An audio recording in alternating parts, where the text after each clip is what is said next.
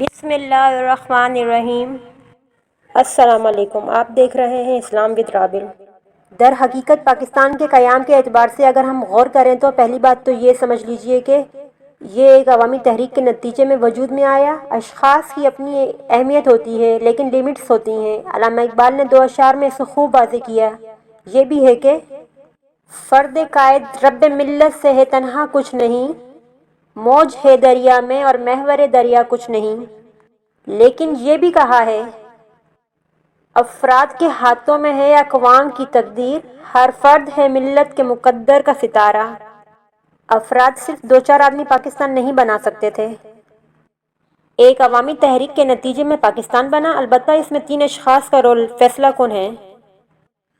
پہلے نمبر پر ہیں سر سید احمد خان۔ اگر وہ نہیں ہوتے تو کوئی پاکستان نہیں بنا سکتا تھا، اس لیے کہ علماء کی عظیم اکثریت نے بائیکاٹ کر دیا کہ انگریزوں سے نہ پڑھیں گے اور نہ ہی انگریزوں سے تعلقات رکھیں گے۔ انگریزوں سے تعلقات ترک کر لیے۔ جو ترک تعلق تھا منفی اعتبار سے، یہ اگر جاری رہتا تو جو اندیشے ظاہر کیے تھے سر سید احمد خان نے وہ حقیقی تھے کہ کچھ عرصے بعد صرف معاشی یا کسائی رہ جائیں گے، مسلمان زندگی کے کسی گوشے میں نظر نہیں آئیں گے۔ اور دوسری 2 عظیم تر شخصیات ہیں قائد اعظم محمد علی جناح اور ڈاکٹر علامہ محمد اقبال۔ عجیب بات ہے، دونوں بالکل ہم عصر ہیں۔ قائد اعظم کی پیدائش 25 دسمبر 1876 کو اور علامہ اقبال کی پیدائش 9 نومبر 1877 کو۔ 1 سال سے بھی کم کا فرق ہے۔ مسلم لیگ جب قائم ہوئی 1906 میں تو دونوں ہی اس میں شامل نہیں تھے۔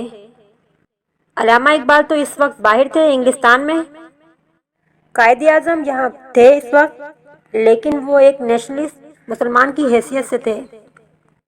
دادا بھائی نوروجی جو صدر تھا کانگریس کا، اس کے سیکریٹری تھے۔ 1906 میں قائد اعظم کانگریس میں شامل ہوئے۔ پورے 7 برس تک وہ کانگریس کے رکن رہے۔ سن 1913 میں مسلم لیگ میں آئے، وہ بھی مولانا محمد علی جوہر کے کہنے سے۔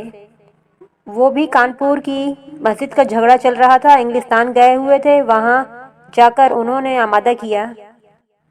پھر جو شامل ہوئے ہیں، پھر کئی سال تک بیک وقت کانگریس اور مسلم لیگ دونوں کے رکن رہے اور انتہائی کوشش کرتے رہے کہ ان دونوں میں اتحاد ہو جائے، کوئی معاملہ طے ہو جائے، کوئی ایسی شکل ہو جائے کہ مسلمانوں کا مستقبل محفوظ ہو جائے۔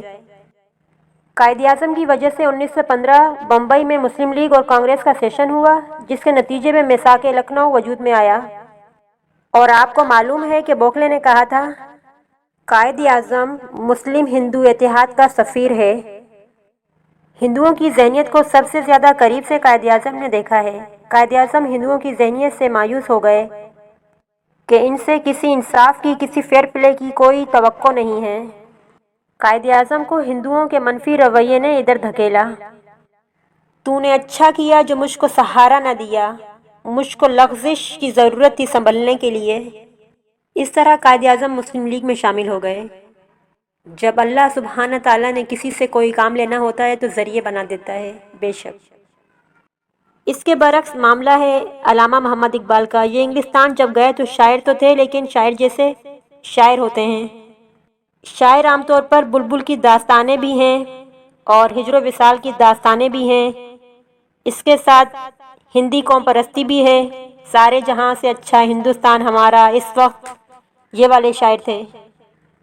وہ چھوٹا سا دور تھا اقبال کا۔ اصل میں عجیب بات یہ ہے، نوٹ کیجئے، اقبال کو مسلمان بنایا مغرب نے۔ 3 سال جو انگلستان اور جرمنی میں گزارے ہیں، در حقیقت قلب مائیت علامہ اقبال کی وہاں سے ہوئی ہے۔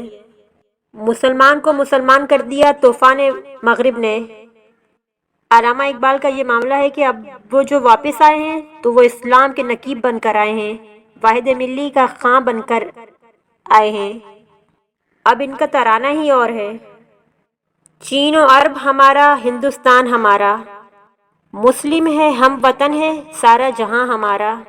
1908 سے 1924 تک علامہ اقبال چھا چکے تھے۔ علامہ اقبال 1930 میں صدارت کر رہے ہیں مسلم لیگ کی۔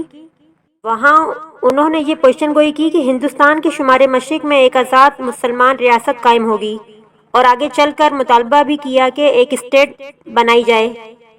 علامہ محمد اقبال مفکر پاکستان، مصور پاکستان اور مبشر پاکستان ہیں، یعنی بشارت دینے والے۔